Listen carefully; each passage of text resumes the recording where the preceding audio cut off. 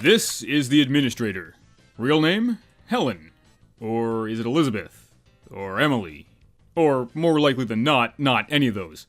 She is the mysterious overseer of the mercenaries who goes by many names, whose role and motives only became more mysterious the more we learned about her. In fact, even the alias Emily doesn't seem to have a very consistent backstory. Allegedly, Zephaniah Man's original will left his estate to Emily, but that was later changed to Elizabeth, but I can't find any proof of that being true. But then randomly the name Emily did come back in the final comic, so I don't know what to believe.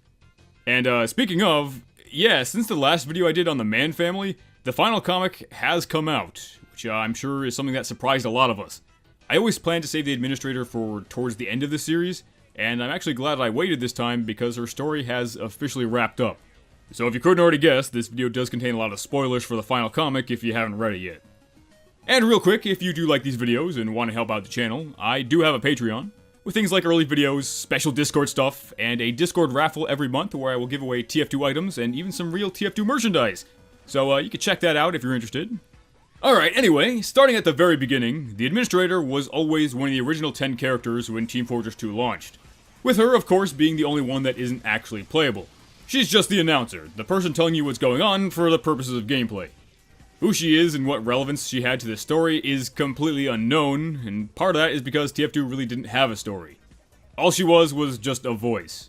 One played by Ellen McLean, who is also known for playing GLaDOS, and is married to John Patrick Laurie, the voice of the Sniper. But the first time we would hear about the Administrator outside of her voice lines in the game was from her directly in a blog post on February 18th, 2009. This blog post is attributed to the TF2 announcer and is signed by the Administrator, which I believe is the first time she would ever be referred to as such. Prior to this, she was mainly just known as the announcer, but from here on, she'd be given her official title of the Administrator. And in this blog post, written from her point of view, she condemns players for exploiting a bug that would allow players to wield items on invalid classes, and punishes those that did it by losing their unlockable items for a month. And that's interesting, though unfortunately I can't actually find any footage of this exploit from that era. But it's cool to know that it existed. And that blog post was actually followed up just 5 days later with another one written by the Administrator, this time chastising people who used external applications to unlock achievements to get achievement items. They took that stuff seriously back then. But these blog posts would begin to give us a little bit more insight into her as a character, especially her more cruel and disciplinarian tendencies. I mean, after all, her favorite magazine is Punishment Monthly. And I believe this is the first time that we would learn that she is a smoker. Because don't forget, at this point, we have no idea what she looks like. Though later that year, in October 2009, we would see our first glimpse of the Mann family portrait. And in it, we would see an older woman sitting beside Zephaniah Mann. A woman that his will refers to as Elizabeth. And what would have been quite peculiar at this time in 2009 is that Elizabeth looks an awful lot like the woman in this picture. This is artwork by Heather Campbell, also known as Makani, originally published on her DeviantArt page in November 2008, as her interpretation of what the announcer in TF2 might look like. As it turns out, this fan art was making the rounds at Valve, and they bought the design from Heather, and eventually hired her to draw the comics. But her design for the announcer was instead used for Elizabeth in 1850. Then, coincidentally, a very, very similar looking woman would appear in the War comic 2 months later. And this would be the first time that a face was officially put to the Administrator, as far as we would have known. And her appearance is almost identical to that of Elizabeth's, as well as Heather's original artwork, with the general idea at the time being that Elizabeth must be some kind of relative of the Administrator. I mean, after all, Elizabeth was alive in 1850, and the Administrator was alive over 100 years later in 1968. So they can't be the same person. And that War comic, which was the first multi-page comic, actually throws a ton of information at us. This comic was the first time that it was made explicitly clear that the Administrator was one single person, announcing to both red and blue teams simultaneously, and the first time that she'd become associated with the color purple. You know, a combination of those two colors. This would also be the first time we would see one of her assistants, Miss Pauling, as well as one of her trench coat wearing henchmen who would also show up from time to time. This would also be the first time that she was referred to as Helen. And while we have seen the name TF Industries pop up on things prior, this would be the first time that we would learn that it's the Administrator running it. But the basic plot of the comic is that the Red Demoman and the Blue Soldier become friends outside of work, and that the Administrator wants to turn them against each other so they don't begin discussing and asking questions about her. Which is something that she is strongly opposed to. Whatever the Administrator is up to, she is very intent on keeping it a secret. Though the mercenaries don't really seem to care all that much. I mean, Delman only seems to know vaguely who she is, just referring to her as the angry lady who's always screaming at us. And in a later comic, when Heavy infiltrates her secret base, she expects that he's there to kill her, but he's only there to ask for more weapons. But overall, the actual plot of the war comic doesn't have very much impact on the TF2 storyline as a whole. But like I said, there is a lot of broader lore that is first introduced in that comic. It even hints at a possible romantic relationship that Helen may have had with Saxon Hale, which she does not confirm or deny. Helen also has a picture of the Mann family portrait in her office, the one with Elizabeth in it, which would have given us even more of a reason to think that they're related if we couldn't already tell. And when we initially learned of Elizabeth's existence, along with the will of Zephaniah Mann, we also learned that he left her the rest and residue of my estate, including all deeds, accounts, debts, public and private, my tobacco plantation, and what remains of the fortune. Zephaniah also refers to her as his dearest maidservant. So clearly Elizabeth and Zephaniah had a pretty close relationship. And Elizabeth's connection with the Mann family would be expanded upon in 2010 with the Engineer Update's Loose Cannon comic. We get a recap of Zephaniah's will reading in 1850, where he gives his land to Redmond and Plutarch to share. We then cut to 40 years later when Plutarch Man asks Radigan Coninger, the engineer's grandfather, to build him a life-extending machine in order to outlast his brother, after his attempt at a quick land grab turned into a decades-long gravel war. Radigan agrees, and upon returning to his workshop, is greeted by who we can assume is Elizabeth, who somehow managed to look basically the same even 40 years later. Keep in mind that Plutarch is only 68 years old here. He went from looking like this to this in 40 years, where Elizabeth went from looking like this to this. Zephaniah also went from looking like this to this in only 28 years. Meanwhile, Barnabas Hale and Elizabeth managed to barely age at all. Quite the interesting coincidence there. Elizabeth would then go on to convince Radigan to also build Redmond Man a life-extending device in order to prolong the gravel war. She does this by offering him 100 pounds of Australium, an incredibly rare and super powerful element primarily found in Australia, which she claims to have been amassing over the past decade, though that part may have been a lie, or it may have just been retconned later on. Either way, at this point we know that Elizabeth is one of very few people outside of Australia to know what Australium is, and the extent of the power that it can have. Helen, in the 1960s, is also shown to have an interest in Australium.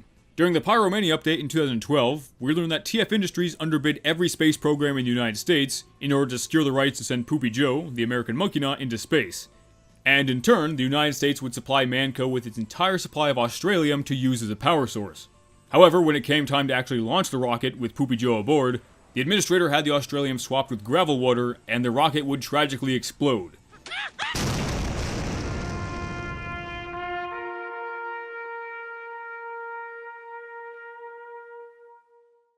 And this whole Poopy Joe fiasco would lead to a Senate investigation on the subject, where Saxon Hale, Miss Pauling, and the administrator would appear to testify.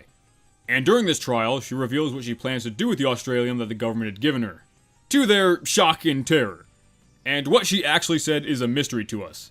However, Miss Pauling is present at the trial, and we would later learn that even she doesn't know what the administrator wants the Australium for. So it is possible that whatever she said was a lie. Or it's possible that this isn't even Miss Pauling. We never actually see this person's face, and we do know that most people working for the administrator have the same purple dress code, so it could be someone else.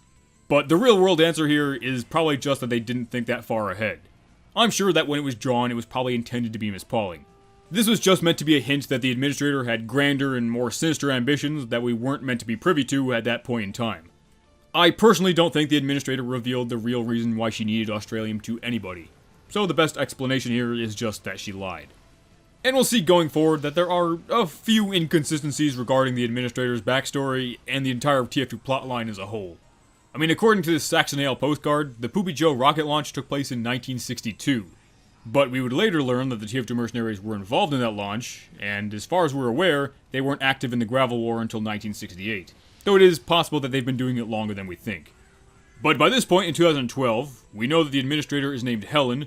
She stole the United States' entire supply of Australium for mysterious reasons, and she controls TF Industries, which itself controls Manco. The first time we ever even heard of Manco, it was already labeled as a division of TF Industries. So yeah, Manco, the mega corporation that has its own space program, the one that makes basically everything, the company that has 306 plants, office buildings, warehouses, and outlet malls in the Badlands area alone, is just part of TF Industries, which has some pretty big implications on the level of power the administrator actually has. In the map Coal Town, the secretarial alcove even shows that they have a protocol for when the United States president calls Manco asking to speak with her. So what's going on there? Is she giving orders to the president? Is the president taking orders from an evil billionaire? I thought this was a fictional universe. And while it was always hinted that the TF2 mercenaries were a smaller part of a bigger story, comics like The Contract make it very clear that Manco serves a more elite clientele as well.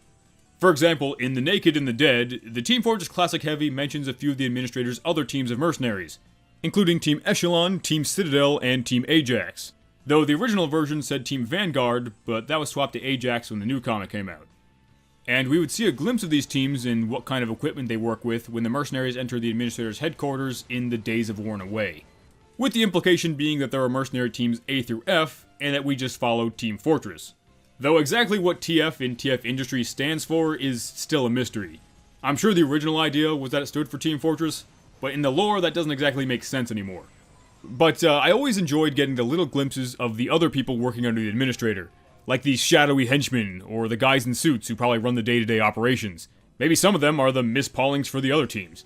It just gives a little bit more insight into how massive of an operation the Administrator is actually running. But one of only a few people known to rival the Administrator's power was revealed in 2012's Man vs. Machine plotline, where Grey Man resurfaces, kills his brothers, and plans to take over Manco. Though the Administrator does play a surprisingly small role in the Man vs. Machine arc. She isn't even mentioned in Blood Brothers or A Fate Worse Than Chess. However, it was during this plotline that the rest of Zephaniah Man's will was uncovered, revealing that Zephaniah had left his miracle gravel to Elizabeth for safekeeping after Grey Man had resurfaced and attempted to blackmail his father for it. That miracle gravel, of course, actually being Australium, and some of which we saw Elizabeth give to Radigan Conager to build the life-extending machines for Redmond and Plutarch. In fact, in that very same comic, we see that Radigan actually ended up building a third life-extending machine at an unknown time for an unknown individual. Of course, once Grey Man was revealed, there was speculation that it could have been for him, but Grey Man is also like a super genius, and has his own much more advanced life-extending device built into his back, meaning that he much more likely made that for himself. And alright, I've been playing it off a little bit, but for most of us, it was pretty clear from the very beginning that somehow Elizabeth was Helen. She wasn't just an ancestor that whole time. So it is possible that the third life-extending machine also might have been for her. But after Grey Man succeeds in taking over Manco, he turns his attention to the Administrator when he finds out that Manco's Australian vault had been emptied. And with Manco no longer under her control, we see the Administrator go into hiding. With Grey Man then hiring the Team Fortress Classic mercenaries to track her down. And while they never go into it, these would have been the same mercenaries that she was overseeing in the 1930s. So it is possible that they would have known who she was, and might have been part of the reason why Grey Man hired them to begin with. Then, in the comic Blood in the Water, we see a rapidly aging Administrator inform Miss Pauling that she has obtained nearly all of the 89,000 known tons of Australium in existence, and that she wants Miss Pauling and the mercenaries to find the last cache. That same comic would reveal to us that Helen has her own Australium-fueled life-extending device built into her arm. But with the Australium running out, the engineer informs her that when it's gone, she'll die. But she says she only needs a little bit more time to settle an old debt. A debt that she's never told anybody about. Not Miss Pauling, and not the engineer, whose family has been working for her for generations. And with the last of the remaining Australium at her disposal, she de-ages herself to finally settle that debt once and for all. That debt against Zephaniah Man. Well, we found out that part after a 7-year-long break, but as it turns out, Zephaniah Man, who we all thought was dead from the very first time we saw him, was actually alive this entire time. In an email to Jay Pinkerton, one of the writers for the comics, the original plan for the final comic was to tell the Administrator's entire backstory, to reveal everything that led up to her wanting to seek revenge. But it was scrapped for being too dark, too boring, and too long. According to them, at least. I mean, I do feel like most of us would have wanted to know. But the comic, The Days of Worn Away, starts with several dramatic pictures of the Administrator as a young girl crying over various people who have been killed in different ways. The eventual implication being that Zephaniah Man was the one responsible.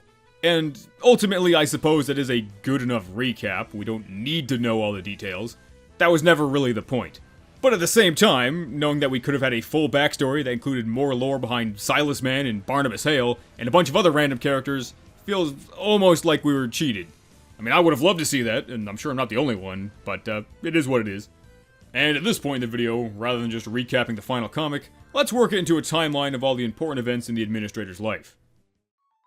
Elizabeth, who probably isn't actually named Elizabeth, is born sometime in the late 1700s or possibly early 1800s. Most likely in England, given her close proximity to the Mann family, who were English. At some point, when she's a child, Zephaniah Man is in some way responsible for the death of at least 6 of her loved ones. and Elizabeth would vow revenge on Zephaniah.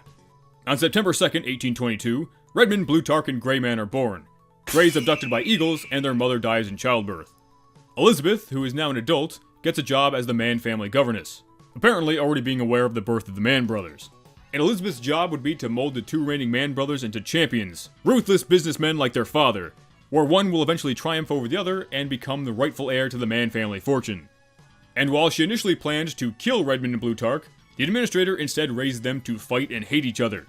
Sometime, probably in the 1840s, Elizabeth convinces the Mann family to buy land in the Badlands of New Mexico and to move there. In 1850, Zephaniah writes a will on his deathbed, leaving Elizabeth his estate and the family supply of Australium after she had worked for him for 28 years. After Zephaniah dies, Elizabeth returns to Mann Manor, which she now owns. Over time, she begins to feel that her life has no meaning anymore and becomes depressed.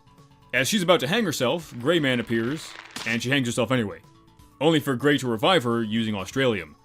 Greyman is well aware of who Elizabeth is and what she has done, but is only interested in the miracle gravel that Zephaniah left her. And after explaining it to her that it can both extend life up to and past the point of death, she decides to keep it for herself. Sometime later, Elizabeth returns to New Mexico, and in 1890, she convinces Radigan Conacher to build a second life-extending machine for Redmond Man, as well as a third one for someone else. It's not entirely known who this third machine was for, but I personally believe that it was probably for Zephaniah, who she had previously dug up. Between 1850 and 1971, the administrator oversees the Gravel War, spanning multiple generations of mercenaries. At some point, Elizabeth begins primarily going by Helen, and creates TF Industries, which itself acquires Manco and becomes one of the largest organizations in the world. During this time, she may or may not have had a romantic relationship with Manco's eventual CEO, Saxon Hale. In 1962, Manco attempts to send Poopy Joe into space using the American government's supply of Australium. The administrator has it stolen and testifies before the Senate. After Greyman takes control of Manco, she goes into hiding and uses this time to obtain as much Australium as she can. And when Greyman is defeated, and there's no more known Australium left, she uses her remaining supply to see Zephaniah face to face for one last time. But with the Australium finally gone, they both turn to dust. Why did she do it? Even she can't remember. But prior to the Zephaniah reveal, there was a lot of speculation as to what the administrator's ultimate goal was. We know how powerful Australium is as an element, and we know that Greyman's goal is generally world domination. He claims that what Helen would do is worse than what he would have done, but there's no real reason to believe he actually knew. He was most likely just lying. The administrator had a massive network of shell companies, henchmen, assistants, multiple teams of mercenaries, and probably the largest manufacturer in the world in Manco. Basically an entire empire that she built, all dedicated to keeping Blutarch, Redmond, and Zephaniah Man alive. Her goal was never for world domination, because she had effectively already achieved that anyway. And a world domination plotline would have been very underwhelming from a story and character perspective, as well as not especially unique. She was already one of the most powerful people in the world, and was pulling strings everywhere. But that was always just a side effect of her real mission, which was to make Zephaniah Man suffer. To force him to live for all eternity in a decaying state, and watch his moron sons never succeed. She needed resources in order to do that, and would do anything she had to get them. And that's what she spent her entire life on. But it was worth it. Dedicating over 150 years to a grudge. I could respect that. All of the events of TF2 would lead back to that one grudge. And while there are some inconsistencies and plot holes and retconning here and there, it seems clear to me that they had some general idea of what the administrator's arc was going to be all the way back to 2009. It just took them 15 years to finally finish it. As soon as we saw her, we were given that mystery of how she managed to stay alive for 150 years. And while part of me hopes that someday we do finally get her full backstory, not only is it unlikely, but the outcome remains basically the same. It's the story of someone who committed their entire life to anger and vengeance against one person, and the lengths that she would go to make that person suffer the way he made her suffer. All for her to do it for so long that she can't even remember why. But let's be real, Zephaniah kinda deserved it. He's a jerk. And that was the complete history of the Administrator. The only one of the series that is now truly complete. I've been asked a bunch of times if I'm going to go back and redo the other videos in the series now that the final comic is out, and I've thought about it a lot, but I'm not really sure they're worth remaking in their entirety. I was thinking maybe of just doing a part 2, like the History of Scout part 2, or maybe I could just make an epilogue video, or maybe I will redo them completely, I'm not sure. You guys will have to let me know what you think. And I was also thinking of making a video going over all the loose ends and inconsistencies in the story as a whole, And I think that could be fun, you know, trying to make things fit together that were obviously not super well planned out. So yeah, you could let me know.